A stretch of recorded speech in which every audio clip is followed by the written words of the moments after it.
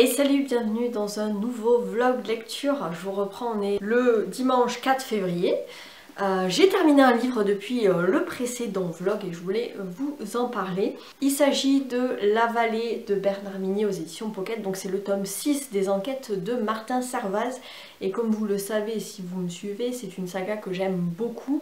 Je lis un tome à chaque fois, chaque année en début d'année, vers janvier-février. Donc cette année n'a pas coupé à la tradition puisque j'ai lu ce tome 6 que j'ai vraiment beaucoup aimé. Alors c'est une suite, hein, pour le coup, pour bien comprendre ce tome 6, il faut quand même avoir lu les précédents, notamment le premier tome Glacé et le deuxième tome Le Cercle, puisqu'il y a énormément de références à ces deux premiers tomes dans celui-ci. Donc je vais quand même vous faire un bref résumé de ce qui se passe grosso modo dans cette nouvelle enquête de Martin Servaz. Donc Martin se retrouve réveillé en pleine nuit par un coup de téléphone d'une personne qu'il croyait disparue, enfin qui a disparu depuis de nombreuses années, hein, référence au deuxième tome, là pour le coup. Je vais pas vous dire qui c'est, mais c'est une personne qui a été kidnappée et qui a disparu, voilà, depuis de très nombreuses années. Et cette personne appelle à l'aide Martin puisqu'elle vient de s'évader visiblement et du coup elle lui demande de venir vite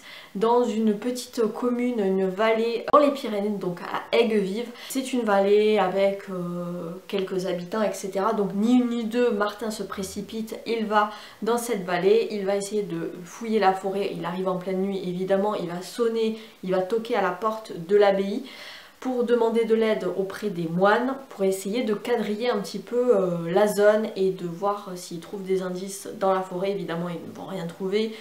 Pendant plusieurs jours, Martin va commencer à faire ses recherches dans les environs pour essayer de retrouver cette personne. Il va uniquement retrouver un téléphone portable qui a visiblement été cassé.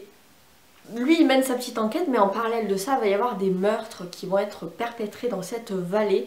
Et notamment un deuxième meurtre. Au moment où Martin arrive dans cette vallée, il va y avoir un deuxième meurtre qui va être perpétré de manière très sordide. Il y a une mise en scène assez macabre. Le jeune homme a été retrouvé attaché au pied d'une cascade avec la bouche ouverte pour qu'il se noie, en fait, pour que l'eau rentre dans sa bouche. Il y a des symboles sur des pierres non loin de là, on ne sait pas trop ce que c'est quand même assez macabre comme mise en scène. Et qui c'est qui va être missionné sur cette enquête? C'est la gendarme Irène Ziegler, que l'on connaît très bien puisqu'elle avait enquêté avec Martin dans le tome 1, donc Glacé. Donc j'étais contente de retrouver Irène, c'est un personnage que j'aime beaucoup, c'est une femme badass, voilà, elle a quand même de la poigne, et là elle est commandante dans la gendarmerie de Pau, SR de Pau je crois, et elle est en charge de l'enquête, et c'est là qu'elle va retrouver Martin qui lui, alors par des truchements de ce qui s'est passé notamment dans le tome 5, il a été suspendu, donc il n'est pas censé enquêter, il est voilà, il travaille pas, mais il est dans cette vallée pour une affaire personnelle. Évidemment, il va aider Irène à enquêter sur ce meurtre et celui qui a eu quelques mois auparavant où un jeune homme a été retrouvé mort sur la glace, sur un lac gelé en montagne, avec les boyaux ouverts et un poupon en plastique à l'intérieur de son bide, comme pour simuler une grossesse. Donc c'est à chaque fois des mises en scène très macabres et à chaque fois il y a des symboles, des ronds, des croix sur des pierres. Voilà, donc évidemment on se doute bien que les deux enquêtes sont un petit peu entremêlées, mais au début on n'y voit pas très clair. En plus de ça, dans la vallée, qui est quand même une commune où il y a quelques habitants, il y a des tensions politico-sociétales qui montent un petit peu, les habitants se sentent pas en sécurité avec un assassin qui court parmi eux, il y a un climat social qui devient de plus en plus délétère, les citoyens en veulent à la mairesse de ne pas faire suffisamment bien son travail. En plus de ça, va y avoir la route qui va y avoir un éboulement sur la route qui va faire que les gens ne vont plus pouvoir sortir de la vallée puisque c'est la seule route qui permet de sortir ou de rentrer dans la vallée, donc ils vont plus pouvoir aller travailler. Il y a juste l'hélicoptère des gendarmes qui permet de faire des allers-retours de réapprovisionnement, mais que en cas d'urgence. Donc on va être dans ce huis clos à ciel ouvert avec un ou plusieurs assassins qui sévissent dans la vallée, un climat de tension qui monte petit à petit parmi les habitants. C'était génial, une galerie de personnages vraiment hyper bien campés, avec beaucoup de psychologie. Moi j'aime beaucoup la plume de Bernard Minet parce qu'il y a vraiment cette densité, cette profondeur dans le récit et en même temps c'est quand même assez réaliste. Alors on peut lui reprocher que parfois ces intrigues sont un peu tirées par les cheveux, mais moi je trouve pas, parce que parfois quand on lit les rubriques des faits divers, enfin ce qui se passe dans la vraie vie, dans nos actualités, parfois ça dépasse même la fiction. Et en fait Bernard Minet il s'inspire des faits divers, il se documente beaucoup, notamment sur le travail de la police. Là il parle aussi pas mal du fait que le métier de policier est un métier difficile, qui n'est pas très bien vu de la population. Et voilà, et donc vraiment il injecte vraiment ces questions un peu sociétales dans ces récits, et c'est vraiment hyper bien fait, je trouve. Ça donne vraiment du réalisme, ça se lit super bien. À chaque fois c'est quand même des beaux bébés. Celui-là il fait plus de 500 pages, 550 pages, mais pourtant ça se lit tout seul, ça se lit hyper bien, on a envie de savoir la suite, on est complètement immergé dans ce récit. J'ai trouvé un peu la fin, l'épilogue on va dire, un petit peu sentimentaliste, ce qu'on n'a pas trop l'habitude de retrouver avec Bernard Minet, mais bon. En tout cas, voilà, c'était plutôt bien fait. J'ai beaucoup aimé le fait que ça recoupe pas mal d'histoires des précédents tomes, donc le tome 1, le tome 2, un petit peu le tome 5 aussi. Donc vaut mieux quand même les lire dans l'ordre, je pense, c'est quand même mieux. Et voilà, je lirai la suite puisqu'il y a encore d'autres tomes après celui-ci. Donc le tome 7 qui s'appelle La Chasse, donc qui est comme ceci, et que je n'ai pas encore à ma possession, mais je me le procurerai pour le lire début 2025. En tout cas, c'était une très très chouette lecture. Ah, et puis tant que je vous tiens, je voulais aussi vous parler de quelque chose qui me préoccupe en ce moment, on va dire, enfin préoccupe, c'est un bien grand mot, mais c'est des questions que je me pose et qu'on visiblement n'en parle pas souvent, et pourtant c'est un sujet important. Et j'en discutais avant-hier avec une Instagrammeuse que je suis qui s'appelle Moran Reads et qui avait fait des stories pour dire en gros que cette année elle allait peut-être freiner un petit peu sur les services presse, et elle mentionnait aussi cette nouvelle loi des influenceurs qui est en cours de décret. Enfin je sais plus trop où ils en sont, mais en tout cas voilà, Bruno Le Maire et toute sa clique ont essayé de de réguler un petit peu tout ce qui est en lien avec l'influence, etc. Alors en soi, moi je trouve ça très bien de légiférer un peu sur cette question qui était un petit peu à l'abandon. Pour la petite histoire, hein, pour ceux qui n'auraient pas suivi, en fait, c'est le rappeur Booba qui a alerté, qui a été un peu un lanceur d'alerte sur cette question, notamment sur Twitter, parce que voilà, il a lancé le hashtag influvoleur pour dénoncer un peu les agissements des influenceurs, majoritairement ceux qui sont issus de télé-réalité, qui en fait faisaient un petit peu n'importe quoi avec les partenariats, qui mentionnaient pas forcément que c'était des partenariats, qui parfois faisaient du dropshipping ou des pratiques un petit peu frauduleuses, qui en plus la plupart du temps aussi c'est des personnes qui ne payent pas d'impôts en France et qui vont à Dubaï. Et voilà, donc c'était les influx voleurs, et c'était toute la clique de Magali Berda, c'est-à-dire Magali Berda qui est en fait la directrice d'une agence d'influenceurs, et qui signe en fait majoritairement des gens qui sortent de télé-réalité et qui font un peu n'importe quoi. Enfin qui faisait en tout cas un peu n'importe quoi. L'espèce de polémique qu'il y a eu avec Booba a lancé, enfin alerté un petit peu les politiques pour qu'ils s'emparent un peu de ce sujet, enfin, afin de légiférer. Donc c'est bien d'un côté. Après on sent quand même que ces politiques là ils sont pas hyper à l'aise sur la question, qu'ils y connaissent pas grand chose, mais en tout cas ils ont essayé de mettre un petit peu de méthode puisqu'ils ont fait une concertation publique, donc voilà, tout le monde pouvait s'exprimer, donc ça c'était plutôt pas mal pour essayer vraiment de faire participer les concernés aussi à cette nouvelle loi. S'en est sorti un premier guide, enfin une première mouture de loi et un premier guide de l'influenceur qui a été rédigé afin de, comment dire, vulgariser en tout cas pour le commun des mortels la loi, parce que des fois les textes de loi sont un peu imbitables quoi, et il faut du coup un peu faire de la vulgarisation à des fins pédagogiques. Donc ils avaient sorti un petit guide de l'influenceur qui était plutôt bien rédigé, mais qui laissait sous-entendre des trucs qui n'étaient pas comment dire, logiques. Par exemple, notamment le fait que quand tu reçois un produits gratuits, comme par exemple les services presse. Pour nous, booktubeurs, bookstagrammeurs, etc., on reçoit des livres gratuitement de la part soit de maisons d'édition, soit d'auteurs. Mais pour le coup, cette première version de la loi disait que si tu reçois un produit gratuit, tu devais le déclarer aux impôts. Sauf que pour les... Alors ils mettaient un peu tout le monde dans le même panier, c'est-à-dire les gros influenceurs, les stars de télé-réalité, les gros influenceurs et les petits créateurs de contenu comme moi. Hein. Franchement, on est dans les nano-influenceurs, micro-nano, hein, toute petite communauté. Moi, je n'ai même pas de statut d'auto-entrepreneur, donc je me dis... Comment je déclare ça? J'ai pas envie de déclarer des livres, enfin c'est pas ça qui me fait payer mon loyer, mes factures, enfin j'ai un travail à côté quoi. Je reçois pas non plus des centaines et des milliers de livres chaque année quoi.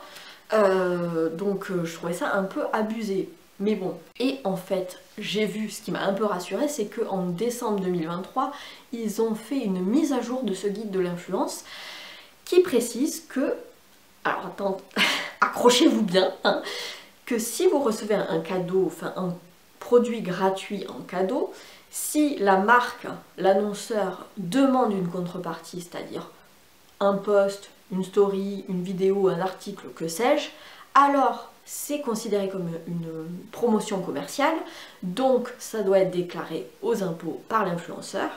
Par contre, si l'annonceur, la marque, la maison d'édition, que sais-je, envoie un produit gratuit mais sans dire qu'elle veut une contrepartie de visibilité, etc., et qu'elle laisse libre choix à l'influenceur, au créateur de contenu d'en parler ou de ne pas en parler, alors ce n'est pas considéré comme de la promotion commerciale, donc c'est un cadeau, juste un cadeau, et ça, tu n'as pas besoin de le déclarer aux impôts.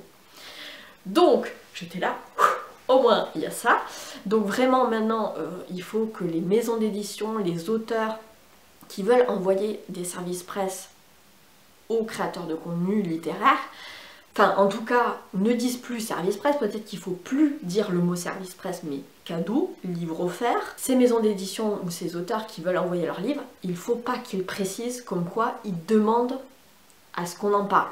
Voilà, il faut pas l'écrire en tout cas, voilà, évidemment c'est tacite, hein, on a envie que si on envoie un bouquin que l'influenceur en parle, mais il faut surtout pas l'exiger parce que sinon c'est considéré comme une promotion commerciale et ça doit être déclaré aux impôts. Voilà, donc c'était juste une petite mise à jour pour vous expliquer un peu le tenant et les aboutissants parce que c'est encore un peu nébuleux même pour les créateurs de contenu, mais je pense que c'est important d'en parler, c'est un sujet, je sais pas, peut-être ça touche à l'argent et tout, les gens n'osent pas en parler ou peut-être que comme c'est nouveau, on a du mal un petit peu à appréhender le sujet, mais en tout cas moi je pense que c'est important d'en parler et c'est pour ça que je voulais vous en parler, vous demander qu'est-ce que vous en pensez vous de cette nouvelle loi influenceur, du gifting aussi, du fait que les gens, les créateurs de contenu reçoivent des produits gratuitement. Voilà, moi je ne suis pas rémunérée pour en parler, hein. Je n'ai pas, comme je dis, je n'ai pas ouvert de compte d'auto-entrepreneur, donc je ne suis pas rémunérée, je ne fais pas de contrat, de facture, ce genre de choses. Par contre, je reçois des livres gratuits. J'en parle parce que je parle de toutes mes lectures, hein. J'ai pris le parti de parler de toutes mes lectures, que ce soit des services presse ou des lectures perso, que ce soit des lectures que j'ai adorées comme des lectures que j'ai pas aimées, j'en parle tout le temps. Voilà, je suis complètement transparente avec vous, je parle de tout. Donc forcément, un auteur, une maison d'édition où j'accepte de lire le livre, il y a de fortes chances que j'en parle. Alors peut-être pas dans le mois à venir, mais voilà, en général c'est dans l'année quoi. Mais je pense que cette loi ça peut être pas mal. Parce qu'il y a quelques années de ça en arrière, il y avait quand même pas mal d'abus, notamment de maisons d'édition qui avaient craqué un peu leur slip parce qu'ils faisaient remplir des formulaires longs comme le bras pour les petits bookstagrammeurs, booktubeurs, etc. pour faire des partenariats en fait, pour candidater à leur programme de partenaires blogueurs.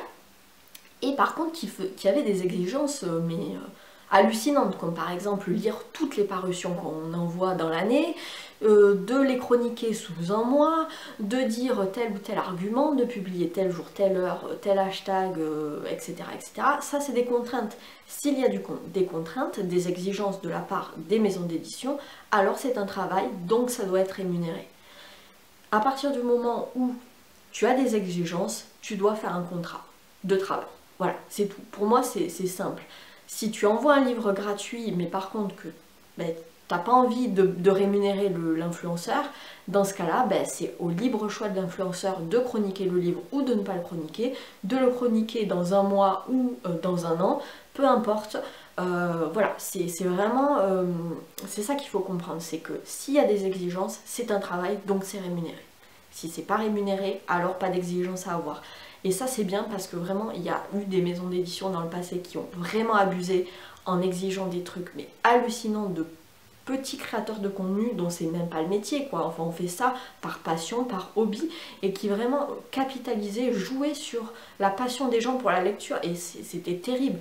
Bon, depuis cette maison d'édition, enfin j'en ai une en tête particulièrement dont je tairai le nom, a eu d'autres polémiques et bon voilà, moi je me suis tenue très tôt, j'ai compris qu'il y avait un peu... que ça puait un peu la merde et que je me suis tenue très loin de ce genre de maison d'édition assez tôt. Mais voilà, je pense que ce texte de loi va un peu réguler tout ça et faire que ça soit un peu plus équitable pour tout le monde, un peu plus transparent aussi, même pour vous, les spectateurs, les abonnés qui regardez, de savoir qu'est-ce qui est un livre gratuit, qu'est-ce qui est payé, plus de transparence là-dessus, donc moi je trouve ça bien. Voilà, donc n'hésitez pas à me dire en commentaire ce que vous en pensez, ce que ça vous inspire, ce sujet-là, que vous soyez vous-même créateur de contenu ou pas, si vous êtes juste abonné, spectateur, voilà, c'est un sujet qui vous concerne aussi, donc voilà, moi je serais ravie d'échanger avec vous dans les commentaires pour savoir qu'est-ce que vous en pensez de tout ça, mais voilà, un petit peu le fond de ma pensée sur ce sujet qui est, ma foi, très important. Voilà, c'est tout pour moi pour l'instant, je vous reprends plus tard. Ciao! Hey salut, je vous reprends, on est mardi 20 février, je vous reprends seulement maintenant, j'ai terminé un livre depuis la dernière fois et j'ai aussi reçu des livres, donc je vais vous en parler. On commence par quoi? Je vais commencer par ma lecture, voilà, que j'ai terminé la semaine dernière, vendredi. Donc c'est un livre qui est traîné un petit peu dans ma pile à lire et que j'avais envie de lire parce que justement il va sortir au cinéma, enfin l'adaptation va sortir au cinéma début avril, je crois le 3 avril. Donc c'est Le Mangeur d'âme d'Alexis Lebsker, ici aux éditions Pocket. C'est un thriller qui se passe en France, alors on ne sait pas trop quel est le nom de la ville, en fait il n'y a pas beaucoup de noms. On est dans un petit village dans les montagnes qui est un peu déserté, il y a eu une espèce d'exode rural, il n'y a pas grand monde, etc. Il va y avoir des meurtres un peu inexpliqués qui vont se produire, notamment un couple, c'est le départ de notre livre. Un couple va s'entretuer juste après avoir mangé le petit déjeuner, ils s'entretuent et la scène de crime est épouvantable, il y a du sang partout, dans le salon, la salle à manger, enfin bref. Et on comprend pas parce que c'était fermé, en fait c'est le facteur qui a découvert la scène de crime et en fait la porte était fermée, tout était clos, ils se sont littéralement entretués mais de manière très acharnée, limite ils se sont mordus, mangés, poignardés, enfin vraiment une scène abominable. Et c'est sur ces entrefaites que l'enquêtrice Elisabeth Guardiano, qui est commandante de police, va être missionnée par sa hiérarchie pour justement mener cette enquête. Et elle va faire la rencontre de Franck de Roland, qui est capitaine de gendarmerie et qui va lui prêter main forte parce que lui il est missionné pour enquêter sur la disparition mystérieuse de petits garçons. Il y a 3 petits garçons d'une dizaine d'années qui ont disparu dans la région et tout porte à croire que le couple qui s'est entretué possède une camionnette blanche qui aurait été vue pour le kidnapping de ces petits garçons. Donc en fait les deux enquêteurs de gendarmerie et de police vont essayer de collaborer et une espèce d'amitié un peu va se nouer entre eux. Ce qui est bizarre, c'est que plus ça va aller, plus il va y avoir des meurtres sordides dans la région qui sont complètement inexpliqués. On pourrait penser à des accidents, à des suicides, à plein de choses comme ça, mais à chaque fois c'est très étrange, c'est fait de manière très spectaculaire, même un suicide, voilà, il y a des fois tu te dis mais comment c'est possible, et à chaque fois on retrouve une petite statuette en bois sur chaque scène de crime qui représente le diable, et donc va ressurgir une vieille légende, le fameux mangeur d'âme, qui est une légende locale et dont les enquêteurs vont en entendre parler. En tout cas, ils vont essayer de démêler tout ce mystère à travers qu'est-ce qui se passe dans cette région, qu'est-ce qui se passe dans ces montagnes et pourquoi il y a cette vieille légende qui plane au-dessus de tout ça. Donc voilà, un petit peu pour le pitch. Moi j'avais quand même pas mal d'attentes vis-à-vis de ce livre et finalement j'ai été un petit peu déçue, on va dire. En tout cas, tout le long du roman, j'ai eu du mal à rester focus sur ce que je lisais, à m'attacher aux personnages. À part Elisabeth Guardiano et Franck de Roland, tous les autres personnages qu'on rencontre ne sont jamais nommés. On les désigne toujours par le couple qui s'est entretué, l'homme à la Mercedes, le prêtre, le menuisier, le maire. Voilà, ils n'ont pas de nom, donc ça les dépossède complètement et du coup moi ça crée une distance. J'ai pas réussi à m'attacher à eux et à tous ces personnages. J'avais un peu, comment dire, du mal à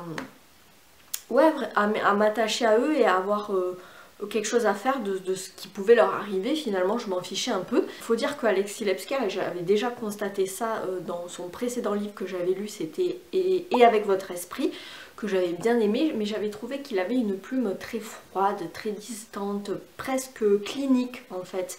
Et on retrouve ça dans ce livre-là. Ça crée vraiment une distance, une froideur qui fait que moi j'ai du mal à rentrer dedans, à m'intéresser à l'intrigue. Même si les chapitres sont courts et ça se lit bien, j'avais quand même du mal à y retourner, ou quand je lisais j'avais du mal à rester concentrée sur ce que je lisais. Donc c'était pas très bon signe. Après, cela dit, la fin, le dénouement est vraiment super intéressant pour le coup. Ça explique pas mal de choses, c'est un vrai coup de maître. J'ai beaucoup aimé la fin, le dénouement, mais est-ce que avoir une bonne fin, ça suffit à rattraper un roman? Je suis pas sûre. Je trouve que quand même l'idée de base de l'intrigue était originale, mais c'est dans l'exécution, de comment c'est écrit, de comment c'est fait que j'avais un peu de peine. Mais bon, voilà, c'est comme ça. Peut-être que le film me plaira davantage, je sais pas. En tout cas, peut-être que j'irai le voir au cinéma, je pense, en avril. Si c'est le cas, je vous en reparlerai évidemment dans mon vlog du mois d'avril, pour vous dire qu'est-ce que j'aurais pensé du film. Mais en tout cas, voilà, le livre, c'est plutôt en demi-teinte pour moi. Je poursuis avec deux petites réceptions que j'ai reçues aussi la semaine dernière. Donc c'est deux livres qui m'ont été gentiment envoyés par les auteurs eux-mêmes. Donc le premier c'est Le Porte-Runes, qui est le premier livre dans l'univers des Royaumes sans Lune de Tom Dervin. Donc c'est de l'auto-édition. Et rappelez-vous, dans le précédent vlog, je vous avais parlé déjà d'un livre de Tom Dervin qui était Le Pan, la Veuve et l'Orphelin, qui était un tout petit roman, presque une nouvelle, que j'avais beaucoup aimé, qui se passait dans cet univers de fantasy. Et j'avais adoré vraiment la plume de Tom Dervin, qui a vraiment un talent de conteur, un peu style médiéval, troubadour, enfin vraiment ce côté très immersif dans l'intrigue que j'avais beaucoup aimé. Et du coup, suite à ma chronique, il m'a gentiment proposé de recevoir son premier roman dans cet univers-là. Donc c'est juste avant le Pan, la Veuve et l'Orphelin, ça se passe. C'est une autre histoire, mais qui se passe dans le même univers. Donc je vais vous lire un petit peu la quatrième de couverture. Entre combats sous les étoiles, exploration d'une région meurtrie par la guerre, quête d'une humanité perdue et menace d'une horreur indicible tapie dans les ténèbres, Le Porte-Runes raconte l'histoire d'un rôdeur au visage déchiré et à l'âme en lambeaux, qui erre sur les routes des royaumes sans lune à la recherche de funestes créatures venues d'un autre monde. En chemin, il affrontera moult périls dans ces territoires sans foi ni loi, où le faible désespère sous la botte du puissant. C'est dans l'adversité et par la providence d'une rencontre que le destin scellera le sort du rôdeur et déterminera sa vraie nature, celle d'un monstre ou celle d'un homme. C'est plutôt pas mal. En plus, moi j'avais beaucoup aimé le côté un peu... Enfin, on va dire qu'on sent que Tom Dervin est quand même assez fan de tous ces auteurs de fantasy, notamment Tolkien, et aussi il y avait beaucoup de The Witcher dans Le Pan, la Veuve et l'Orphelin. Peut-être que là ça me fait penser aussi à The Witcher, donc pourquoi pas. En tout cas, il me tarde de découvrir la suite. Alors ce qu'il y a de bien, c'est que vraiment les livres de Tom Dervin, même s'ils sont auto-édités, ils sont d'une qualité incroyable. Il y a une carte au début, ça c'est quand même assez essentiel dans les romans de fantasy. Et puis il y a aussi des illustrations qui sont incroyables, mais vraiment très très belles. Je sais pas si c'est lui qui les fait, j'imagine, mais en tout cas c'est magnifique. Et en plus il m'a laissé un petit mot aussi, trop sympa. Il me dit: à Camille, après le pan, la veuve et l'orphelin, j'espère que cette nouvelle lecture vous partagera un peu de ma passion pour les royaumes sans lune. Je vous souhaite une bonne lecture et surtout bonne route. Voilà.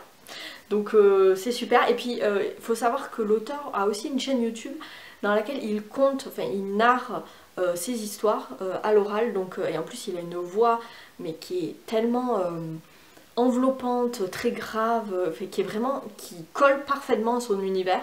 Donc je vous mettrai le lien en barre d'infos ou dans le petit i si jamais vous êtes curieux d'aller écouter Tom Dervin. En tout cas voilà, merci beaucoup à lui pour cet envoi. Et je poursuis avec le deuxième livre qui m'a été gentiment envoyé par son autrice, c'est Pluie nocturne de Noémie Chevassus. C'est aux éditions Alba Capella, que je ne connaissais pas. Donc c'est un roman policier puisque Noémie Chevassus, l'autrice, a été 10 ans dans la police nationale. Elle a notamment été dans la brigade des mineurs, il me semble.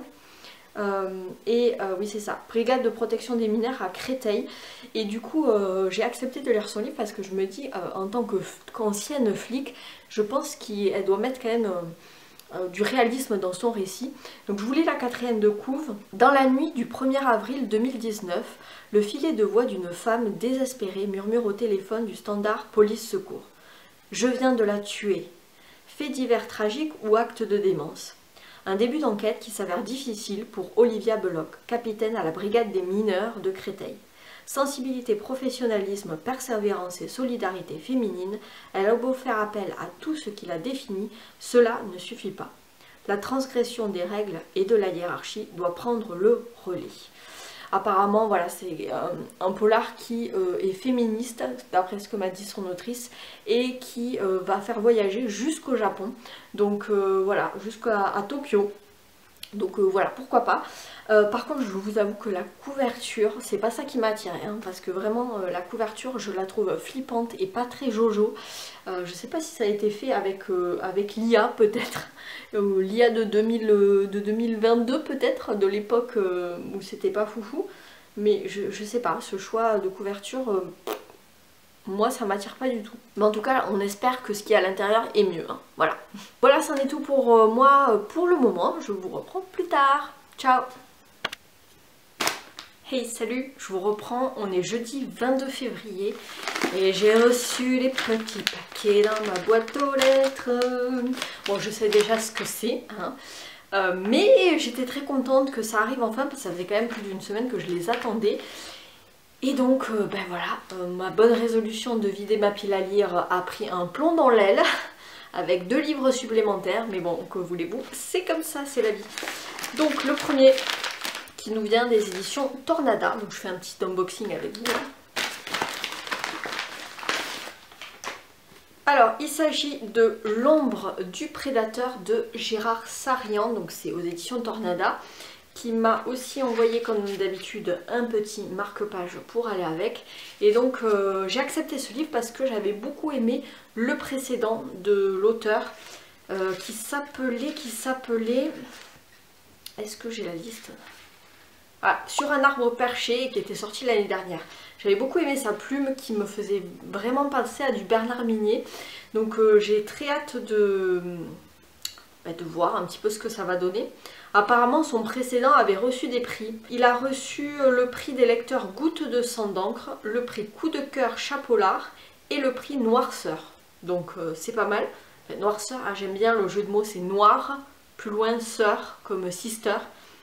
C'est pas mal le jeu de mots. Donc dans celui-ci, je vais vous lire un petit peu la quatrième de couve. Lorsqu'un adolescent est découvert crucifié sur une plateforme au milieu du lac de Lambeck, les villageois sont consternés. Qui a pu commettre un acte aussi odieux? La même nuit, la sœur de la victime disparaît. A-t-elle été enlevée par l'assassin de son frère? Le capitaine de police Agnès Demar est envoyé sur place afin de prêter main forte aux gendarmes. Ses faits et gestes sont relayés sur les réseaux sociaux par Jade, une célèbre influenceuse lilloise. Pour ces 2 femmes que tout oppose, une enquête tentaculaire commence. La soif de vérité emporte Agnès et Jade dans un tourbillon où la proie n'est toujours pas celle que l'on croit. Écoutez, ça m'a l'air pas mal, en tout cas moi j'aime bien ce côté disparition et la gendarme qui fait l'enquête avec une influenceuse, ça peut être intéressant, pourquoi pas. Je vous en reparlerai quand je l'aurai lu évidemment. Ensuite, passons au deuxième colis qui nous vient cette fois-ci des éditions Cherche Midi, qui a eu la gentille attention de m'envoyer la nouvelle enquête de Anna Swanson. Donc c'est le tome 10 qui s'appelle Meurtre et choux à la crème et c'est toujours de Joanne Fluke. Et je sais pas si je vous lis le résumé. En tout cas celui-là il est sorti le 15 février. Bon, on sait que à chaque fois c'est du Cozy Mystery, c'est des petites enquêtes avec cette pâtissière qui mène l'enquête un peu malgré elle parce qu'elle trouve toujours des cadavres au mauvais endroit. Enfin, elle est toujours au mauvais endroit, au mauvais moment et elle trouve toujours des cadavres. Le tome 11 qui sortira à l'automne 2024, c'est Meurtre et pudding de Noël. Donc je pense que ça se passera durant la période des fêtes de fin d'année, donc j'ai hâte. En tout cas, j'ai celui-ci à lire. Et je pense que je vais le déguster, le savourer, parce qu'après il va falloir attendre l'automne pour avoir la suite. En tout cas, merci beaucoup aux éditions Cherche Midi. Voilà, c'est tout pour moi. Je pense que je vais clôturer là ce vlog parce que j'ai commencé à le monter. Il dure déjà assez longtemps et je pense que je n'aurai pas terminé ma lecture en cours pour vous en parler, puisque là j'ai démarré l'héritage de Mona Lisa. Et j'en suis qu'au début, donc j'avance pas très vite, j'aurai pas l'occasion de lire beaucoup ce week-end. Donc voilà, je vous en reparlerai évidemment dans un prochain vlog. En tout cas, j'espère que ce vlog vous aura plu. N'hésitez pas à mettre un pouce en l'air si c'est le cas, à vous abonner si c'est toujours pas fait. Et moi, je vous souhaite évidemment de très bonnes lectures et je vous dis à très bientôt dans une prochaine vidéo. Ciao!